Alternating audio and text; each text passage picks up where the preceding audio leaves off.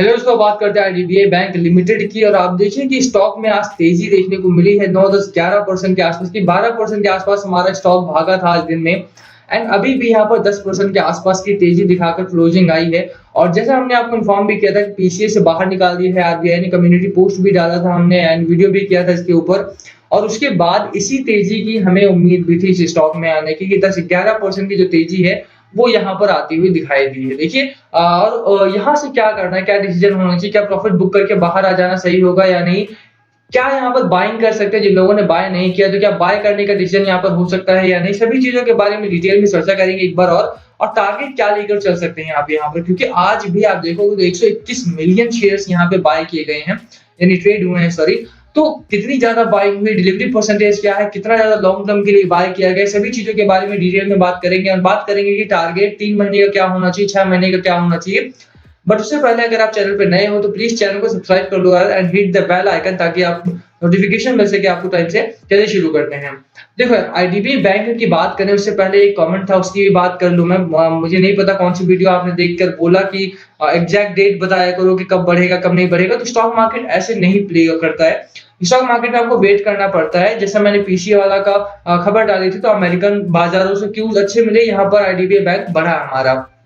6 to 7 videos मैं daily upload करता हूँ यहाँ पर। एंड उसमें से 3 4 स्टॉक्स आज बहुत अच्छी तेजी में देखे गए। मॉर्निंग में बाजार अच्छा था, स्टॉक ने अच्छा रिएक्ट किया। यहाँ पर 3 स्टॉक, टाटा पावर आप देख लीजिए, ट्राइडेंट देखेंगे, आईडीबीआई बैंक देखेंगे तो बहुत अच्छी रिकवरी यहाँ पर आई है। 6 साढ़े 6 7% की रिकवरी ट्राइडेंट में आई है, 5 साढ़े 5% की रिकवरी टाटा पावर में एंड उतनी ही 10 11% के आसपास की रिकवरी आईडीबीआई बैंक में भी आई है। तो यही होता है, देखो अगले दिन ही नहीं बढ़ता है, कई बार स्टॉक टाइम लेता है। खबर अगर बहुत बड़ी है, आप देखिए मार्केट आज भी गिरा है, बट इसके अपोजिट साइड में आप देखेंगे तो यहाँ पर हमारा स्टॉक ने बड़ी तेजी दिखाई है, बहुत बढ़िया तेजी। और बाजार में जो गिरावट हुई है वो सेकंड हाफ में हुई है। आप देखोगे तो बहुत अच्छा है, निफ्टी 50 में भी बहुत बढ़िया एक मोमेंटम सेट हुआ था। बट उसके बाद सेकंड हाफ में आप देखोगे तो डाउन ट्रेंड में ही चला गया हमारा एकदम, इंडाइसेस भी और बाजार भी। उसके बावजूद भी आईडीबीआई बैंक का जो चार्ट है हमारा वो काफी बेहतरीन दिखाई देता है। अगर यही गिरावट नहीं आई होती at the end of the day तो यहाँ पर हमारा स्टॉक 44 45 टच करके ही बंद होता आज, ठीक है। बट उसके बावजूद भी थोड़ा सा टाइम लेता है स्टॉक। आप अगर मेरी वीडियो देखते हैं और इन्वेस्ट करते हैं, हालांकि मैं कभी भी नहीं कहता हूँ कि सिर्फ वीडियो देख के इन्वेस्ट कर दो, आप खुद एनालाइज भी करो या फिर एडवाइजर से बात करो अपने। बट फिर भी अगर आप इन्वेस्ट करते हो तो थोड़ा सा वेट करो, तभी अब बढ़ेगा। आपने कुछ शेयर्स लिए और आप सोचते हो अगले दिन ही बढ़ जाएगा, ऐसा नहीं होता। कम से कम 1 हफ्ता 2 हफ्ता 3 हफ्ता भी वेट करना पड़ सकता है। बट अगर आप वेट करते हो तो इसी तरह की रैली आती है। 26 रुपीज का हमारा आईडीबीआई बैंक का शेयर था और यहाँ पर 42 43 रुपीज तक आज स्टॉक गया है हमारा। तो चलिए बात करते हैं कि कहां तक अभी भी इसमें क्षमता है, कहां तक जा सकता है हमारा स्टॉक, ठीक है। पीसीए फ्रेमवर्क से बाहर आने के बाद स्टॉक में काफी तेजी नोट की गई। और ये तेजी का मतलब क्या है कि क्या यहाँ से बढ़ सकता है और क्या मतलब होता है पीसीए का हमारा, ठीक है। तो यहाँ पर अगर आप देखोगे तो पीसीए का कोई खास वैसा मतलब नहीं है जिसके बारे में हम बात करें यहाँ पर। बट स्टिल अगर आप बात करोगे तो एक ही चीज होती है हमारी कि आरबीआई ने अगर पीसीए लिस्ट से निकाल दिया है और भी बैंक है हमारे यहाँ पर जिनको पीसीए लिस्ट में डाल रखा है अभी भी, तो वहां से क्या होगा यार कि देखिए जिसका एनपीए वगैरह बहुत ज्यादा हो जाता है एंड उसको पीसीए लिस्ट में अगर डालते हैं और एनपीए कंट्रोल हो जाता है, उसके बाद कंट्रोल होने के चांसेस दिखाई देते हैं, तो वहां से पीसीए लिस्ट से बाहर निकाला जाता है। तो एक मतलब इसका है कि आरबीआई उसे अपने कंट्रोल में ले लेती है कि कितना तुम्हें लोन देना है, कितने इंटरेस्ट पे देना है, तो वो सारे कंट्रोल आरबीआई के हाथ में आ जाते हैं। प्रॉम्प्ट करेक्टिव एक्शन टाइप होता है इसका फुल फॉर्म शायद। तो वो उस लिस्ट में आने के बाद फिर आरबीआई के पास कंट्रोल ज्यादा होता है कि वो डायरेक्शन देंगे क्या करना है क्या नहीं करना है। अभी ये बाहर आ गया है तो आरबीआई खुद अपने डिसीजन ले सकता है। एंड यहाँ से जो प्राइवेटाइजेशन का जो एक प्रोसेस चल रहा था उसमें भी तेजी देखने को मिलेगी और वहां पर बड़े हाई रेट्स में बैंक को बेचा जाएगा। यहाँ पर एक चीज जो आपको बहुत इंपॉर्टेंट है जो करनी है, क्योंकि स्टेक सेल होता है जब भी या फिर इस तरह का कोई खबर आती है कि क्यूआईपी वगैरह के थ्रू सेल होता है तो वहां पर गिरावट के माहौल बनते हैं। वो चीज सेल में आपको देखने को मिली थी। 83 82 रुपीज का स्टॉक था, वहां पे 65 फ्लोर प्राइस रखा गया, स्टॉक प्राइस डाउनवर्ड गया हमारा। दोबारा से रिकवरी आई, बहुत अच्छी रिकवरी आई, तो दोबारा से वो 74 के आसपास आ गया है अभी। एंड वही एक चीज बैंक ऑफ बड़ौदा में भी हुई, वहां पर 92 93 का प्राइस चल रहा था, क्यूआईपी के थ्रू स्टेक सेल करने की बात हुई, 85 का फ्लोर प्राइस रखा गया और इस समय पर वो स्टॉक लगभग 78 77 के आसपास ट्रेड कर रहा है। तो जब भी बेचने की बात आती है फ्लोर प्राइस क्या रखा जाता है उसके ऊपर आपको नजर रखनी है। फ्लोर प्राइस डाउनवर्ड रखा जाएगा तो वहां पर स्टॉक में गिरावट होगी, बट वो अभी लंबा प्रोसेस है, क्वार्टरली रिजल्ट्स आ जाएंगे उसके बाद ही ऐसा कुछ होगा। और अगर आप लॉन्ग टर्म इन्वेस्टर हैं तब तो आपको कोई प्रॉब्लम ही नहीं, चाहे क्यूआईपी से हो चाहे स्टेक सेल से हो, तो उससे कोई दिक्कत नहीं है आपको। आप होल्ड करके रखोगे तो इस स्टॉक में बढ़िया पैसा आपको बनेगा। आईडीबीआई बैंक, हमारा आईडीएफसी फर्स्ट बैंक, वो भी चेज करता हुआ यहाँ पर दिखाई देता है और उसके बराबर ये पहुंचने की हिम्मत रखता है। इस समय पर इसका जो प्राइसिंग है वो पीएनबी के आसपास है और दोनों ही बैंक्स एक तरह से सेम ही परफॉर्म करते हुए यहाँ पर दिखाई दे रहे हैं। तो थोड़ा-सा नज़र आपको यहाँ पर रखनी है। हालाँकि बात चार्ट की करेंगे, बट उससे पहले खरीदारी करनी है या नहीं करनी है उस बारे में बात करें। पीसीए से बाहर आने की, प्रॉम्प्ट करेक्टिव एक्शन से, फ्रेमवर्क से बाहर आने के बाद यहाँ पर तेजी देखने को मिलेगी, ठीक है?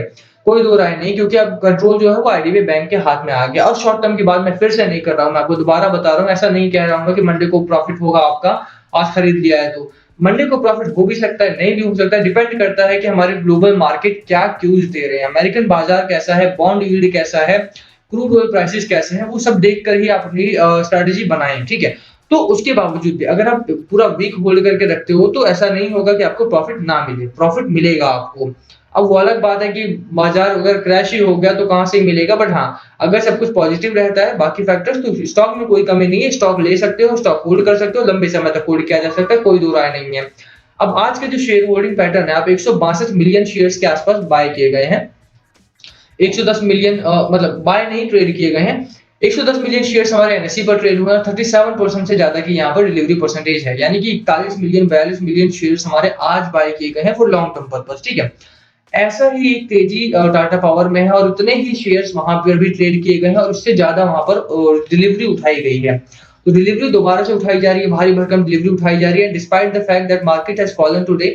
आप देखोगे तो मार्केट में बहुत तेजी से गिरावट हुई है, उसके बावजूद भी डिलीवरी परसेंटेज भी अच्छा है। तो आईडीबीआई बैंक का जो शेयर प्राइस है वो भी तेजी से बढ़ा है आज। तो आपको चिंता करने वाली तो यहाँ पर कोई बात नहीं ऐसी दिखाई देती है, बट स्टिल जो एक चीज आपको फैक्टर ध्यान रखना है वो है कि सिर्फ बाजार, बहुत बढ़िया खबर थी पीसीए की, वो हमने बता दिया था आपको, उसका असर आज देखने को मिला। बट अगर इसी तरह से बाजार में गिरावट रहती है तो इसका असर जो होता है वो रिटेल इन्वेस्टर के माइंडसेट पर होता है। तो वहां से आपको बाजार में अगर वोलेटिलिटी ज्यादा दिखाई देती है तो आईडीबीआई बैंक डल परफॉर्म करता हुआ दिखाई देगा, बट इसका मतलब ये नहीं है कि वो हमेशा ही डल रहेगा। एक दो दिन डल परफॉर्म कर सकता है, उसके बाद दोबारा से इस स्टॉक में तेजी आएगी ही आएगी। तो एक तो बाजार पे नजर रखनी है, आपको बाय करना है, श्योर बाय कर सकते हो, कोई दिक्कत नहीं है। प्रॉफिट में हो, लॉस में हो, होल्ड कर सकते हो क्या? क्योंकि बहुत सारे लोग 1 साल 1.5 साल से भी रुके हुए हैं, तो क्या यहाँ पर होल्ड करें? जी बिल्कुल, होल्ड करो, लॉस में हो तब भी, और आपने 26-27 पर बाय किया है तब भी आप होल्ड करके चलो, बढ़िया स्टॉक है, आपको अभी भी रिटर्न मिलेगा ही मिलेगा इसमें, ठीक है? बट क्या चीज नोट करनी है कि वो है बाजार। बाजार में आज देखिए कितनी भारी भरकम गिरावट हुई है, 1% के आसपास की गिरावट निफ्टी 50 में है। एंड एफआईआई डीआईआई का डेटा भी कोई बहुत ज्यादा फेवर में नहीं है, रिटेल इन्वेस्टर के हो चाहे बाजार के हो। एफआईआई ने बिकवाली की थी कल के, यानी 10 मार्च के बाजार में, डीआईआई ने खरीदारी की थी, बट वो बहुत कम खरीदारी थी। और आज का बाजार गिरा है, तो गिरे हुए बाजार को देखकर तो यही लगता है कि आज भी बिकवाली का ही माहौल बना है, स्पेशली सेकंड हाफ में। तो यहाँ पर कुछ लेवल्स हैं जो आपको वॉच करने हैं। पहला है हमारा डाउन साइड का 39 रुपए का। एक जो प्रॉब्लमेटिक चीज आज के चार्ट में वो है कि बोलिंजर बैंड से यहाँ पर बाहर की ग्रोथ आती हुई दिखाई दी है, ठीक है? और जब भी बोलिंजर बैंड के बाहर की ग्रोथ होगी तो वहां पर गिरावट के चांसेस बनते हैं, बट वो शॉर्ट टर्म होगा, बहुत ज्यादा शॉर्ट टर्म होगा वो। दूसरा कि अपर साइड का 47 का हमारा टारगेट आप शॉर्ट टर्म का लेके चल सकते हो। 47 रुपीज हमारा, मुझे लगता है कि 1 से 2 हफ्ते में पहुंचता हुआ दिखाई देता है और जल्दी ही हमें ये टारगेट भी अपना अचीव होता हुआ दिखाई देगा। अब देखिए मैकडी वगैरह टेक्निकल्स बहुत अच्छे हैं, फंडामेंटली कंपनी बहुत तेजी से रिकवर कर रही है। तो बाकी चीजें अगर स्थिर रहती हैं, जैसे स्टॉक मार्केट हो गया, बॉन्ड यील्ड हो गया और ग्लोबल क्यूज हो गए, तो वहां पर आईडीबीआई बैंक हमें नेक्स्ट वीक में 47 चेंज करता हुआ दिखाई देगा। तो इसी के वीडियो खत्म करते हैं। बाय कॉल है मेरी यहाँ पर, बट लास्ट कॉल आपका होना चाहिए। बाय करना है, सेल करना है, होल्ड करना है, क्या स्ट्रेटजी है आपकी, क्या कर रहे हो आप इस स्टॉक को लेकर के? प्लीज कमेंट करके शेयर करना। कुछ पूछना हो तो प्लीज कमेंट बिलो, हम सभी कमेंट्स पे रिप्लाई करने की कोशिश करेंगे। Thank you for watching. बिना सब्सक्राइब किए मत जाना। Thank you again.